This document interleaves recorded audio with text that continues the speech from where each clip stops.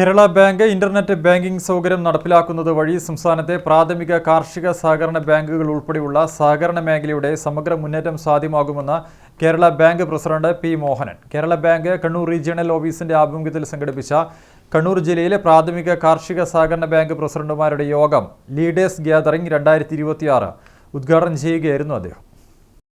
കേരള ബാങ്കിന് internet banking സേവനങ്ങൾ നൽകാനുള്ള RBI അനുമതി ലഭിച്ചതായും പ്രസ്തുത സൗകര്യം നടപ്പിലാക്കുന്നതിന് വേണ്ടിയുള്ള നടപടിക്രമങ്ങൾ അന്തിമഘട്ടത്തിലാണെന്നും പി മോഹനൻ പറഞ്ഞു.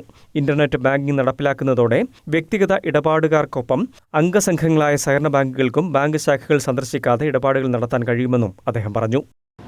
ആ പ്രാഥമിക കാർഷിക വായ്പാ സംഘങ്ങളുടെ സംസ്ഥാന തലത്തിലുള്ള അപെക്സ് ബോഡി എന്നത് തന്നെയാണ് കേരള ബാങ്കിൻ്റെ പർപ്പത്തിൽ.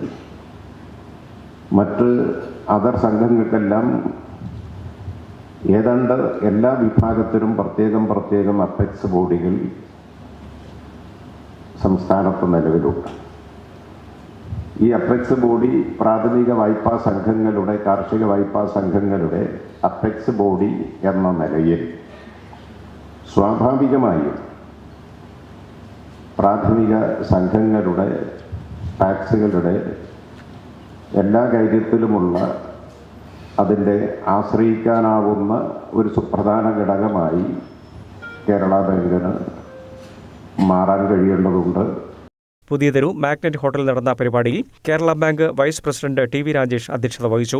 Chief executive officer Jorty M Chacko മുഖ്യപ്രഭാഷണം നടത്തി. PACS അസോസിയേഷൻ സംസ്ഥാന സെക്രട്ടറി P ഹരീന്ദ്രൻ, കണ്ണൂർ ജില്ലാ പ്രസിഡന്റ് K ശ്രീധരൻ, ജില്ലാ secretary K Padmanabhan, Kerala bank executive director Roy Abraham, chief general manager A Anilkumar, Kerala bank PACS relationship manager Sreejesh T എന്നിവർ സംസാരിച്ചു.